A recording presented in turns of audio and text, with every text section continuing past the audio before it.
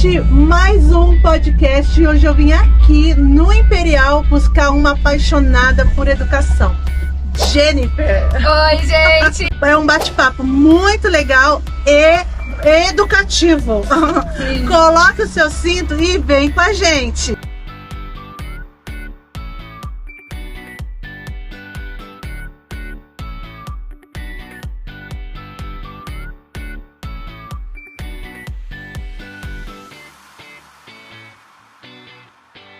Mais um podcast e hoje estamos aqui visitando o bairro querido aqui da nossa cidade, o Parque Imperial. E estamos aqui com a Jennifer. Oi, gente! E vamos bater um papo super legal. E você aí já aproveita o começo do podcast para se inscrever, para curtir, para compartilhar com os amigos, porque depois você esquece, viu? Você tá bem? Tô, graças a Deus, tô muito bem. Que bom. Eu queria já começando te agradecendo, né, por ter essa disponibilidade de estar aqui, né, batendo um papo. A gente costuma dizer que a gente conversa para inspirar pessoas, para que as pessoas às vezes conheçam um pouco mais uma das outras e falam assim, olha, de repente alguma coisa pode mudar na minha vida. E eu quero te agradecer. Eu que agradeço pelo convite, né, por você ter lembrado de mim. Quando eu recebi sua mensagem no Instagram, eu falei, mas eu? Sério? Eu fiquei super feliz, então eu que agradeço, Rô, por ter me convidado. Imagina. Fala pro pessoal lá de casa, quem que é a Jennifer? Bom, a Jennifer é uma mulher de 30 anos, 31 na verdade, né? Fiz 31 há pouco tempo. Sou formada em pedagogia, pós-graduada em alfabetização e letramento, professora atuante em 2 redes e tia da escola dominical, dia das crianças. Musicista. Violinista, isso. Também dou aula de música na igreja. É isso. E como é que surgiu sua paixão por educação? Então, ela surgiu mesmo quando eu fiz a viagem. Quando eu fui para Belágua. E lá... Faz quanto tempo essa viagem de Belágua? Foi mais ou menos em 2018. A gente foi. Isso. Foi uma viagem missionária, né? Isso. Do pessoal aqui da igreja. Foi uma caravana que foi para Belágua. Ficaram, claro, 15 dias? Isso, 14. Ficaram 15 dias 15 lá, dias, fazendo missão. Foi. E é sobre essa viagem que ela tá falando. Foi. E aí, lá eu orei a Deus e pedi para ele uma profissão que eu pudesse servir a ele com essa profissão. E aí já tinha o trabalho com as crianças e eu fui tendenciando para a pedagogia. E aí eu prestei o ProUni, passei e saiu a bolsa em pedagogia. Aí eu comecei. No segundo semestre de pedagogia eu fiquei um pouco em dúvida se era realmente isso que eu queria, até eu fazer o primeiro estágio. Aí quando foi pro vamos ver... Na prática eu me apaixonei, eu achei maravilhoso, porque o que me encantou é ver a evolução das crianças. Acompanhar essa evolução. E isso, assim, são coisas às vezes que são muito pequenas para alguns olhos humanos, mas pra gente, a gente consegue imaginar a potencialidade que aquela criança tem. Então, aquilo me encantou. E poder fazer parte daquilo era a menina dos meus olhos. A minha mãe, ela é professora aposentada também. E ela sempre gostou de pegar a parte de alfabetização. E eu acho engraçado assim, né, que até hoje, se bobear, ela fala assim, é nessa época que as crianças começam a juntar as letrinhas, que é mais ou menos a época do ano. Ela fala, nessa época, eu fico pensando, nossa, professora sempre professora. Nunca vai deixar de ser, gente, nunca, sempre vai chegar em casa com a capa de professora. Meu marido briga comigo por causa disso, porque ele tá fazendo lá a faculdade dele, aí eu brigo com ele, falo, você tem que estudar. Ele, mas você não é a minha professora.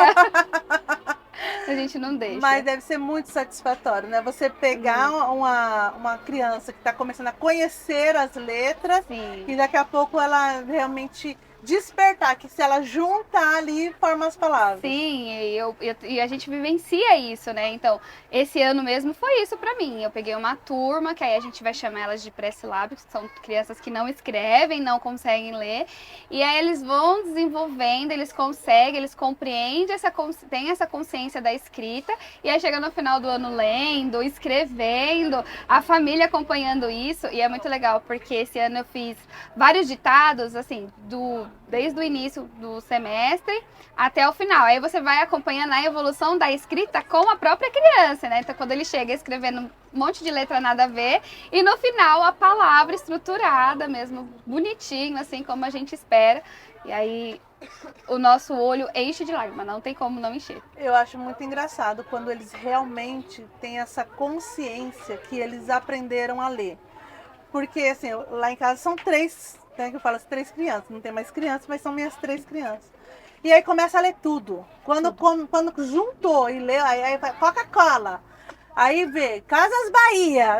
Querem ler tudo. E não é só pra eles que eles vão ler. Eles vão ler e vão falar, olha, se eu juntar isso vai formar tal palavra. Eles querem te mostrar o que eles estão lendo. É bem assim mesmo. E você acha que a parte mais importante da educação é justamente essa parte da educação infantil? Eu não digo só na questão da alfabetização, mas do ritmo de estudo. Com certeza. A educação infantil, a primeira infância é a que fica mais marcada para a criança. Na primeira infância que a criança vai se desenvolver, vai desenvolver princípios, valores, vai desenvolver parte da personalidade dela. As relações que ela construir ali vai refletir em toda a vida dela. E eu não estou falando só dessa questão cognitiva, às vezes é muito mais a interação, o social, do que a aprendizagem. Porque você respeitar o tempo da criança, você precisa, a família, os professores precisam levar isso em todo o tempo. Desde que ela entra na escola, você tem que respeitar o ritmo dela, porque parte dessa questão do indivíduo. Mas a educação infantil, o que é construído ali, ela é extremamente importante. Mesmo que é brincar, mesmo que for o brincar, que a gente até fala, brincar para a criança é uma coisa séria, aquele brincar ali é permeado de narrativas e repertório que vai reverberar na vida dela, com certeza. Você é bem mais nova do que eu. Mas a impressão que eu tenho é que antigamente esse respeitar o tempo da criança não era muito assim. Né? Parecia que as crianças passavam por uma linha de produção e que elas tinham que ter aquele mesmo ritmo, todas tinham que estar lendo ao mesmo tempo, todas que tinham, né? E hoje a gente percebe que existe mais uma sensibilidade, com certeza, de respeitar as características e a evolução de cada um. Você acha que isso também repercute no indivíduo como sociedade? Com certeza, porque a gente vai pegar assim, vamos olhar a escola, você tem essa questão, quando você fala dessa linha de produção, é muito criticada, porque tem esse ensino que é muito tradicional. Então, esse ensino tradicional, ele visava exatamente isso, todo mundo tem que estar lendo. Resultado, né? Exatamente, porque eu preciso preparar essa pessoa para o mercado de trabalho. A criança, ela era vista como um mini adulto. Então, eu estou vendo uma criança de 7 anos, ela tem que ser, se for um menino, ele tem que ser o espelho do pai dele. Então, eu tenho que imprimir nele tudo aquilo que eu espero do pai dele nessa criança. Hoje já se mudou muito. Tanto é que você pega, por exemplo, na alfabetização, a gente tem um ciclo da alfabetização. Aí as pessoas falam, hoje ninguém mais reprova na primeira série, na segunda série. Mas não é porque não reprova, é porque é o ciclo. A gente entende que essa criança, para ela completar essa alfabetização, ela precisa de 3 anos. Porque agora eles começam a compreender essa individualidade. Tem muita coisa que precisa melhorar? Tem, mas já é um passo que já foi feito. E isso vai refletir na vida dele de todas as formas, porque pegando um pouco do podcast que você fez com a Suza, né, dela falando lá, que eu estava assistindo. Mas hoje, gente, eu tenho 31 anos, né? Mas quantas vezes eu não me senti atrasada em relação à sociedade? Aquele medo assim, nossa, eu preciso começar a faculdade com 20 anos, 21. Nossa, aí se eu não começo a faculdade com 21 anos, eu já fico sentindo que eu tô atrasada. Tá fora da caixa. Que a minha vida não andou. Mas é porque a gente vai imprimindo nessa criança esse tempo e a gente vai passando essa mensagem para ele de forma subliminar. Quando você pega uma criança e fala assim, filho, você não pode fazer isso, você já é grande, olha só o seu amiguinho, ele já sabe amarrar o cadarço sempre do sapato. Comparando.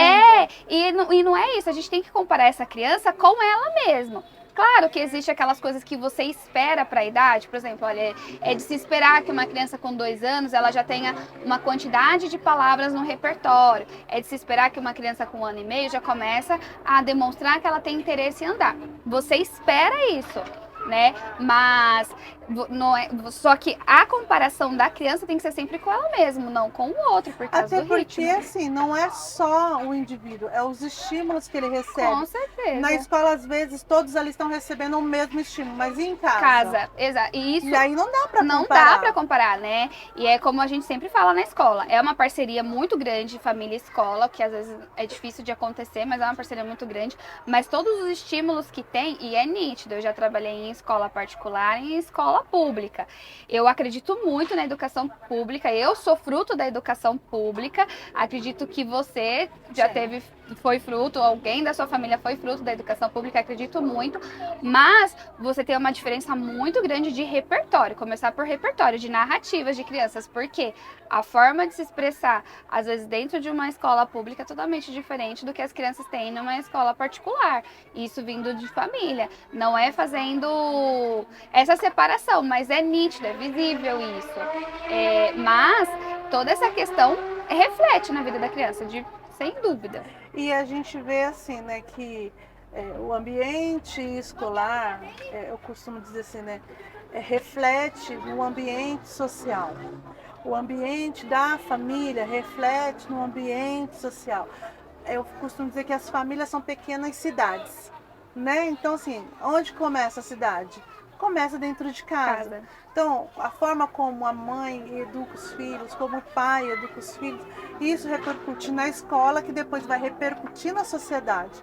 Então, se não há essa troca, se não há esse companheirismo, se não há essa responsabilidade mútua, Sim. não há uma evolução. Não, é aquela. A gente vai ficar repetindo ciclos, né? Se a gente não interromper esses ciclos, a gente vai ficar repetindo. E essa, por exemplo, quando você pega às vezes uma criança que ela tem uma fala pejorativa, uma fala racista, quando você vai conversar com a família, você vê que na verdade ela só está reproduzindo aquilo que ela está vivendo. Ou se você pega uma criança que ela tem uma autoestima muito baixa, ela se sente incapaz, você pede para ela qualquer atividade, você pede para ela fazer, ela fala eu não sei, eu não consigo, aí você vai ver por quê. Na escola, em casa, muitas das vezes, essa criança fala assim, nossa, você só faz as coisas erradas, você não faz nada direito. Então, essa criança ela já tem esse sentimento de incapacidade, ela já se sente incapaz. Então, realmente, o que acontece dentro do lar reflete em 90% na vida social dessa criança. Não é à toa que hoje em dia as pessoas falam muito no Instagram, são os meus traumas, os traumas de infância, né? As dores, né? As dores, né? Tudo é gatilho, né? Se torna porque isso vai marcando. E é como eu falei, a primeira infância, ela é extremamente importante para a criança, é o que marca muito a vida dela. Então, às vezes você tem assim, crianças que são traumatizadas na escola, quando elas vão avançando, tem coisas que elas não conseguem compreender porque ela foi traumatizada. Tem um caso assim com um professor meu contou há muito tempo, que quando ele foi aprender, começar a escrever, ele abriu o caderno e ele foi escrevendo direto, sabe? Normalmente tem uma folha de um lado, outra folha do outro. E ele foi escrevendo direto. Quando a professora viu, a professora deu um grito: menino, não é assim que você escreve. Ele ficou assustado. A letra dele era horrível. Ele falava, minha letra é ilegível, mas é porque eu não consegui. Eu fiquei com medo. E aí ele travou na caligrafia Tinha dele. Medo de Conta disso. Frustrar alguém. Porque ficou traumatizado. Então ele sentia esse trauma por conta disso. Então, como isso marca, né? E as crianças, elas pegam muito, né? E na realidade, assim, né, é uma parte da vida da gente que as pessoas às vezes não dão tanta importância, né? Ele é criança, ele supera, não sei o quê. E na verdade não é bem assim, não né? Ele vai imprimindo, vai deixando impressões na vida dessa criança que vai refletir lá na frente. O maior erro da nossa vida, eu acho que a gente vê a criança como uma folha branca. Ela não é uma folha branca, ela não é uma tábua rasa. Essa criança, ela já tem uma vivência. Ela, não importa a idade que ela tem, ela já tem uma história ali. E ela vai carregando aquela história que ela tem conforme ela vai crescendo. E aí ela vai pegando cada vez mais coisas para ela. Então, tudo que acontece com ela vai sendo refletido. Claro, a gente vai crescendo, tem algumas coisas que a gente vai esquecendo, é normal. Se eu perguntar assim, você lembra de quando você tinha 4 anos? Você vai me falar coisas pontuais, talvez você não vai se lembrar tantas coisas, mas sempre vai ter alguma coisa assim que se ela foi marcante na sua vida, você vai se lembrar. Sim. E dependendo do que for, se ela for algo que te traumatiza, tem até, eu já ouvi dizer assim que, não pesquisei a fundo, mas quando a pessoa faz uma terapia, que ela busca sobre o seu passado na infância. Às vezes a pessoa nem lembra, mas ela faz essa terapia para poder buscar, para poder entender o porquê que ela tem depressão, porquê que ela tem ansiedade, porque coisas que aconteceu lá na infância e ela nem lembra, porque às vezes o cérebro dela bloqueou, mas tudo isso marca a vida da pessoa. Nosso subconsciente marca, né? Eu entrevistei uma mãe, a menina lá de Jandira. Produção, qual que é o nome dela? Não. Eu esqueci o nome dela agora. Mas ela estava falando justamente sobre isso. Que antes ela não era evangélica, que ela estava contando o testemunho de vida dela. E aí ela falou que quando ela se deu conta de que ela era uma boa mulher fora de casa e dentro, ela gritava muito com as filhas dela. Ela entrou num processo de se redimir ali. E ela falou assim, Roberta, eu pedi perdão para minhas filhas durante 30 dias. Tudo que eu lembrava que um dia tinha feito por ela, se você me perdoa, um dia eu gritei com você assim, assim e tal. Por quê? Porque ela fazia coisas assim que, por irritação, por estresse, descontava nos filhos. E aí, quando ela veio para a igreja, ela percebeu que toda essa carga que ela tinha jogado em cima das filhas poderia ter alguma consequência. E aí ela começou a se curar junto com as filhas.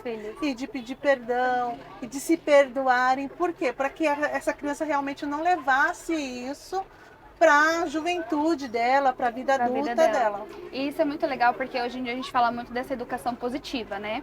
Quando você... É realmente isso, de você romper ciclos, porque a gente fala assim, eu cresci apanhando e não morri, olha só, eu estou aqui. Né? E vai tendo... Esse diálogo, essa frase vai se repetindo e a gente vem tentando romper esse ciclo. É claro que ninguém vai ser perfeito, né? Não. Ninguém vai acertar, principalmente quem é mãe de primeira viagem não vai acertar. Mas, a partir do momento que você se permite tentar fazer diferente, mesmo que nesse processo você tenha um erro, mas você consiga reconhecer que você errou, porque eu acho que é a coisa mais importante, porque é muito difícil para um pai, né? Pra gente que é professora, é difícil a gente reconhecer que errou. Quando um professor, ele é contrariado, a gente não gosta, né? Normalmente as pessoas não gostam, falam, não, mas eu sou professor, não, ninguém né? gosta, né? Um pai, então... De ser confrontado, porque de ser confrontado. Porque pensa para um pai, você pedir perdão para um filho, de um momento que ele, na cabeça dele, ele estava educando. Ele não vai aceitar isso em um primeiro momento, mas a partir do momento que se você se disponibiliza, você se permite, fala, não, eu vou tentar diferente, porque é muito diferente. Eu lembro que quando eu era criança, meu pai falava assim, eu não vou lavar louça porque isso é coisa de mulher. Na minha casa não era assim, não era eu que lavava. Então ele só repetiu aquilo que ele foi criado para fazer. Eu tenho a esperança de um dia, se eu tiver um filho, se for um homem, a minha tendência é fazer diferente, porque eu quero romper esse ciclo, eu quero fazer diferente. Eu não preciso bater numa criança para eu poder ensinar a ela que ela não pode mentir, porque o próprio ato da mentira dela já vai ter a consequência, né? Então, e isso tem muito a ver com autoconhecimento, né?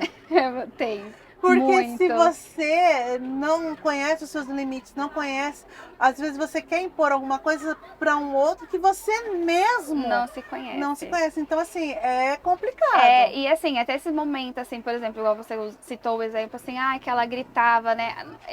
Todo mundo, por exemplo, nós que somos mulheres, tem aquele momento, um tempo que você está mais estressado, você está com uma irritabilidade mais sensível. Se você não se conhece, você passa isso pro outro e o outro às vezes não tem nada a ver. O outro fez uma coisa tão pequena, mas que te irritou de uma forma, se você não parar para pensar e falar, realmente isso era motivo, né? Realmente é válido. Foi proporcional, né? E assim... Uma coisa, quando eu casei, a gente conversando, meu marido falou assim, olha, a gente vai corrigir os nossos filhos, vamos conversar, mas eu nunca vou bater neles, porque eu sou uma pessoa muito... Minha força é desproporcional para uma criança, e às vezes, num momento de raiva, poderia, se eu for bater nele, vai ser muito forte, então eu não quero bater no meu filho. Eu falei, não, tá certo, eu também não quero, né? E é sobre isso, então você se conhecer, já partiu ali, ele já tinha um autoconhecimento dele, de como Da ele limitação. é, da limitação. E acho que a gente precisa entender isso, né? Que nós somos pessoas limitadas, né? Nós não somos super-heróis, nós não somos super poderosos. E isso vem muito de encontro quando a gente lê aquele versículo, né? Que a gente precisa amar ao próximo como a nós mesmos. Sim. E não existe como a gente se amar se a gente não se conhece. Sim. E a gente se conhecendo, a gente vai se corrigindo em várias coisas. Se encontrando, né? A gente precisa se conhecer como pessoa. Não, é impossível realmente você amar um outro sem porque você não tem como você se doar. Por exemplo, se você não cuida de você, como você vai amar um outro? Se você tem que amar ele como a si mesmo. Então, se você não se ama, você não vai dar amor para ele. Essa questão do autoconhecimento, ela é fundamental para sua vida em tudo. Em tudo. Para relacionamentos, como você vai entrar em um relacionamento se você não se conhece? Foi uma coisa assim, porque eu comecei a me relacionar muito com uma certa idade. Fui me relacionar com meu esposo atualmente, eu tinha 27 anos. E assim, eu me converti com 14. Desse período em diante, eu não me relacionei com mais ninguém. Eu esperei, porque foi um período que eu precisava para me conhecer. Entendeu? Eu precisava entender como que eu pensava, o que eu gostava, o que eu não gostava, como eu iria agir. Então eu precisava conhecer os tipos de relacionamento que eu iria aceitar dele ou não, de falar, olha, isso eu já não gosto, eu acho que isso já é uma atitude que não é agradável. Porque às vezes você entra em um relacionamento com a pessoa, ela é de um jeito e você não aceita e você quer mudar a pessoa e você frustra a pessoa porque a pessoa quer mudar, você se frustra porque a pessoa não consegue mudar. Ou você não se conhece e aceita qualquer coisa. E aí acaba entrando em um relacionamento abusivo, né, que é muito comum. Então o autoconhecimento, essa questão de você se amar, você se permitir, né, ela é importante, ela é coisa que a gente precisa levar para a vida. Sim. E você se conhecer em Deus também, né, Rô? Porque eu acho que assim, nós temos o autoconhecimento e você entender que você é uma pessoa falha, cheia de defeitos, pecadoras, mas se conhecer em Deus, né?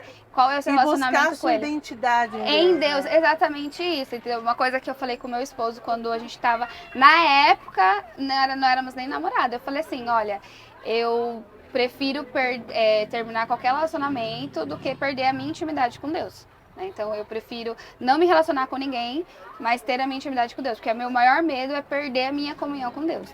E a intimidade com Deus que traz a nossa identidade, né? Exatamente. Então, se você não tem esse relacionamento, é como se você não soubesse nem quem você é. Eu lembro uma vez que um pastor meu, ele falou bem assim, a nossa vida, ela é como se fosse um pilar, né? São várias bolas e você tá fazendo ali um malabarismo, né?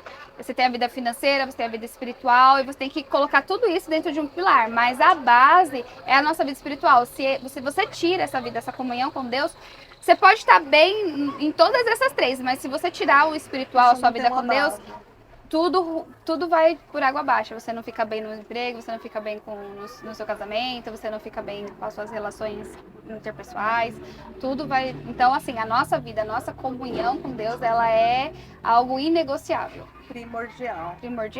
Legal. Jennifer, e voltando só um pouquinho para a questão da educação.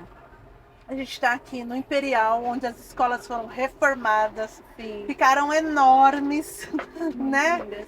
Esse prédio, né? Eu falo assim, o prédio, ele é importante também? Extremamente importante. A estrutura, ela começa assim com a coisa mais simples que você tiver. Por exemplo, ser um ambiente confortável, por exemplo, vamos pegar aqui, está extremamente calor esses dias.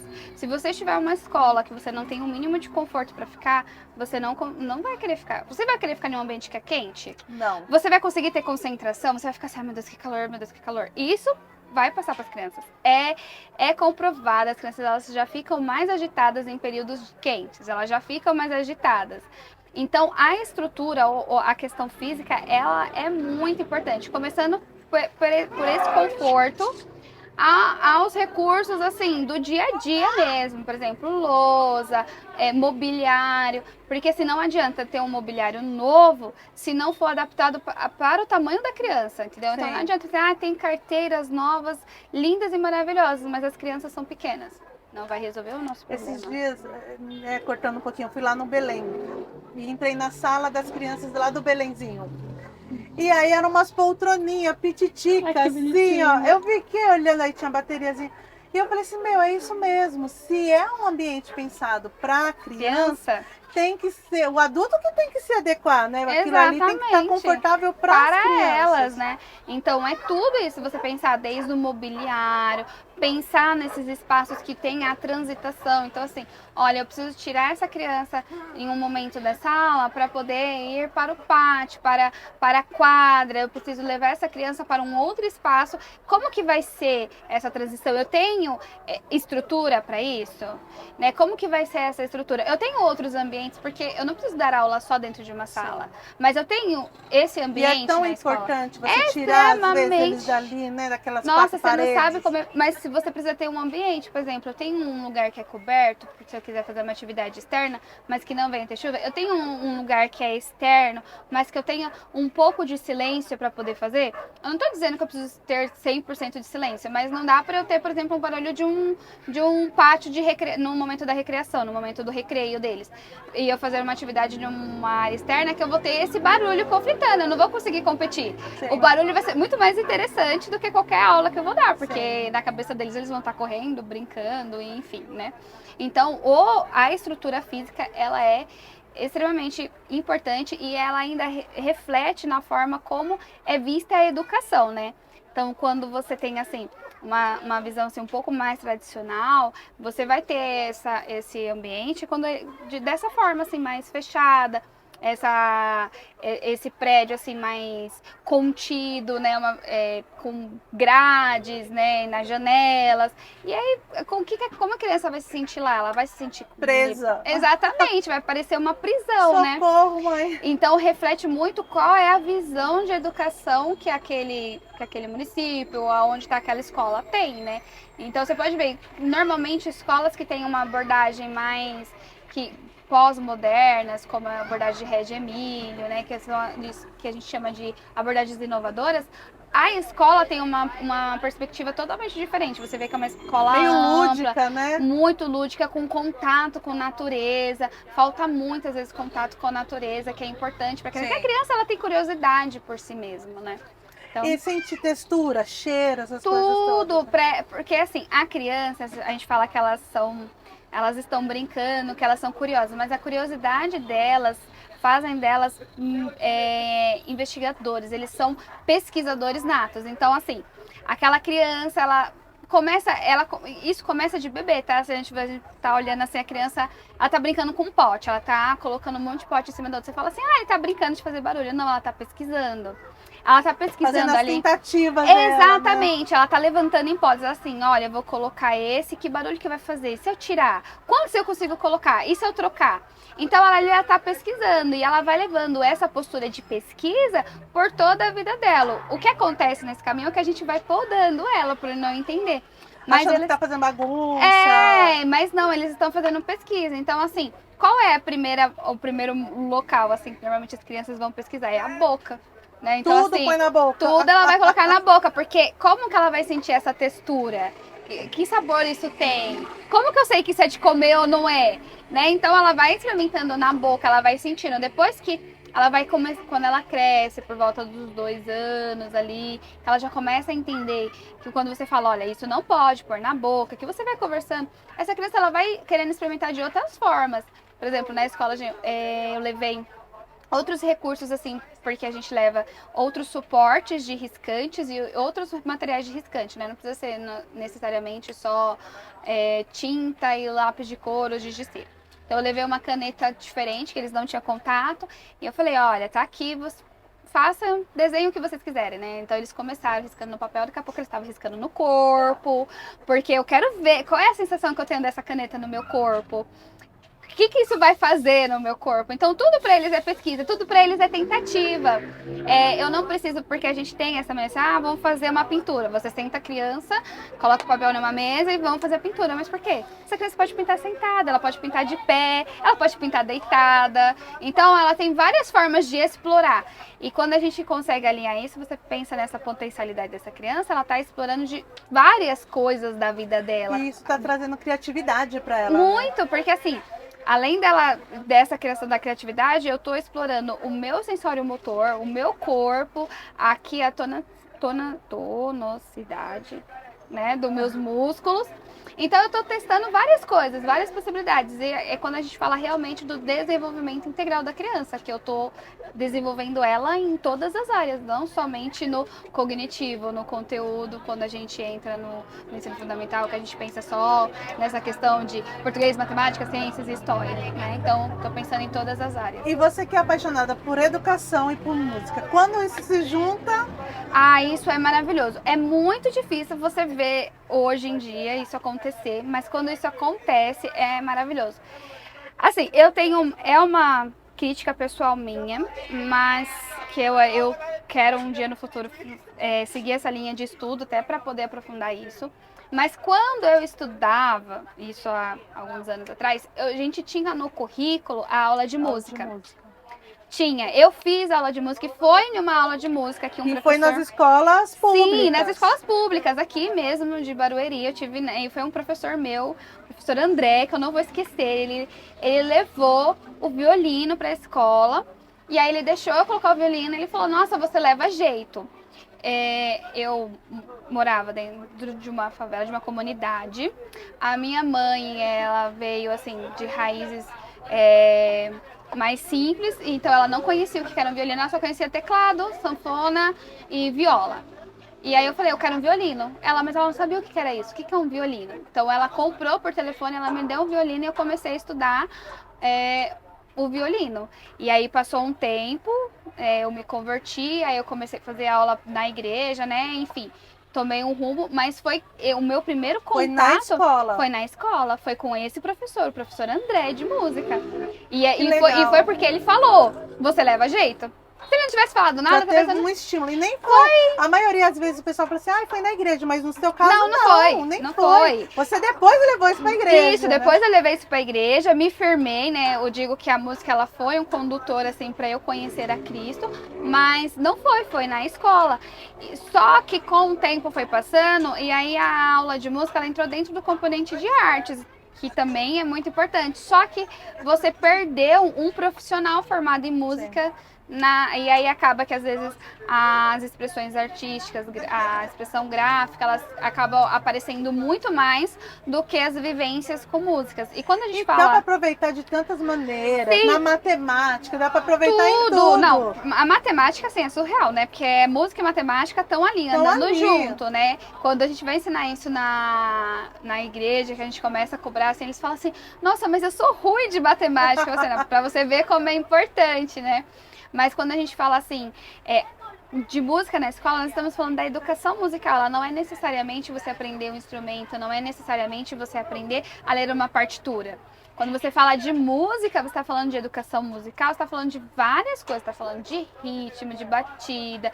Coordenação motora. Nossa, coordenação motora, assim, de longe, principalmente na educação infantil. Você está falando de apreciação. Porque como que você vai, às vezes, trazer para as crianças de uma comunidade mais simples uma música clássica? Como que ela vai ouvir se ela não é educada para isso? Não tem acesso. Ela não tem acesso, ninguém. Como que ela vai conhecer, talvez, um blues? E, às vezes, na aula de artes, ela só lê sobre aquilo. Né? Ela não tem o senso de ouvir. Às vezes a professora não põe alguma coisa assim. Isso, e a questão assim, de você ouvir é uma questão assim, muito cultural. Mas você aprende a ouvir. Porque assim, se eu colocar, talvez hoje, dependendo de uma turma, uma música clássica, colocar um Vivaldi, eles vão falar assim, nossa, me dá sono, nossa, isso é chato. Só que quando você vai aprendendo, você vai ouvindo, você vai apreciando, você vai ouvindo outras coisas, eles falam, nossa, legal. Uma vez no meu estágio, no meu segundo semestre, eu levei, uma professora colocou lá, eu falei, professora, eu toco. Ela falou, então vem fazer uma vivência pra gente? Eu falei, venho. Fui fazer a vivência e toquei uma composição de um gavote. o concerto que eu toquei. Que era bem simplesinho, mas as crianças amaram, porque era alegre. E elas falaram assim, toca de novo, toca de novo. E eu toquei. Antes eu tinha tocado, né, Seu Lobato, tinha tocado várias músicas do repertório deles. Eles cantaram, ficaram felizes, mas quando eu toquei essa música, que é clássica, eles ficaram muito felizes. Eles, toca de novo, eu toquei de novo, eles, toca de novo. Pra você ver que, assim, não é que eles não gostam, é que eles não têm acesso, eles não conhecem. Né? É praticamente aquela coisa, como que você fala que você não gosta de abóbora se você não experimentou abóbora? Então, como que você vai falar que você não gosta de música clássica se você não ouviu? E não só de música clássica, não tô falando só dessa, porque às vezes acaba ficando muito elitizada, mas de outros gêneros musicais, né? Que é o blues, o jazz.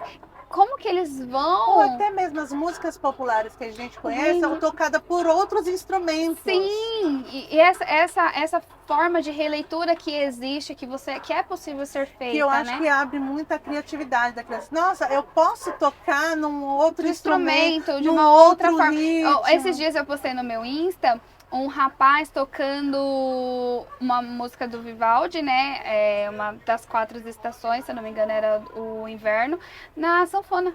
Olha aí. No acordeon. E aí você fala assim, nossa, ficou lindo, ficou maravilhoso, mas ninguém imagina, tipo, não é uma coisa que você espera, porque o acordeon, ele é mais levado para as músicas nordestinas, e quando você pega, olha que lindo que ficou, e por que não, né? Sim. Então, E a criança vai aprendendo, né, que ela também pode fazer, de repente, aquilo que ela gosta de maneiras diferentes. Diferente, isso. E aí você abre possibilidades para ela fazer tudo na vida, né? Porque hoje em dia, né, todas as profissões, elas requerem um pouco de criatividade e imaginação, né? Isso a gente já pensando enquanto um ser adulto. Sim. E pensando ainda nessa geração que ela já vai crescer com um monte de tecnologia, um monte de inteligência artificial.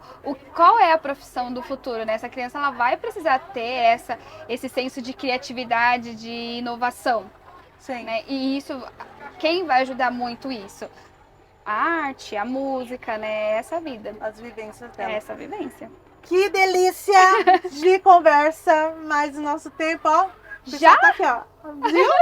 Mas passou muito rápido. Eu sei que se a gente fosse ficar aqui, eu sei que você aí também ficaria com a gente, porque é muito gostoso falar sobre educação, sobre criança. E ainda mais com uma pessoa apaixonada. Porque ela fala, gente, eu acho que vocês não têm noção, os olhos brilham. Os olhos brilham quando fala educação, quando fala que as crianças estão alfabetizadas. Assim. Ai, meu Deus. Eu sou. E eu quero agradecer você mais uma vez. Eu queria que você desse suas considerações finais, falasse mais alguma coisa para a gente poder ir para o fim desse podcast. Olha, mais uma vez eu agradeço, né, por ter lembrado de mim. Agradeço, sabe, de carinho, assim, com todo o meu coração, por ter pensado em mim. Estou muito feliz de estar aqui fazendo parte disso. Ao mesmo tempo que já estou ansiosa para poder assistir, né? E eu acho que a minha consideração, assim, principal, assim, que eu gostaria de deixar, assim, é que a gente possa olhar para as crianças com carinho, né? Eu acho que elas precisam, nesse momento, na nossa geração atual, ser olhada, é ser percebida, é isso que elas querem. Porque muitas vezes a gente fala, tá bom, daqui a pouco a gente faz. Mas é isso que elas precisam ser vistas, e é isso que elas querem, né? Então que a gente possa olhar para elas como um ser individual, cheio de potencialidades. Que já está tendo as suas experiências. Sim, né? E que vai levar isso para a vida dela, né? Então enxergar assim, não vamos deixar para ajudar essa criança quando ela tiver com 18 anos, com muitas dificuldades. Vamos já olhar ela para ela agora. Mais uma vez agradecer, deixar com você a nossa canequinha. Ai, que lindo! Ai, obrigada. E já deixar aqui o convite aberto, assim, para você voltar aqui. Ai, que delícia. Porque tem tanta... Eu queria falar sobre o seu casamento, eu queria falar sobre a igreja, sobre a igreja, eu queria falar sobre um monte de coisa. Mas ainda não vai faltar oportunidade. Espero que não. Eu tenho certeza disso. E agradecer mais uma vez. Eu sei que essa sua paixão por educação, ela vai atingir outras pessoas, ela vai tocar ali. Às vezes a pessoa fala assim, olha, eu quero ser apaixonada por ser professora que nem ela. E eu costumo dizer, eu não canso, eu sou repetitiva nisso, de dizer que a nossa profissão é a ferramenta que Deus nos deu para servir o reino. Sim. Então, independente de onde a gente está, qual profissão que a gente está exercendo, a gente sempre está a serviço do reino. E isso é o mais importante, porque o Senhor vai abrindo portas e vai colocando situações na nossa frente. Então, eu desejo, do fundo do meu coração, que Deus continue te abençoando, abençoando o seu lar, assim, recém-casadinha, não é muito tempo, assim, né?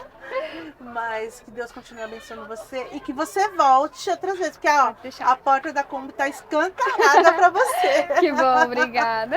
E você aí em casa, ó, já sabe, lição de casa. Curtir, comentar, compartilhar, se inscrever no canal e aí mandar aí, ó, esse vídeo aí para um monte de pessoas, para que eles possam aí também se inspirar na história da Jennifer, tá bom?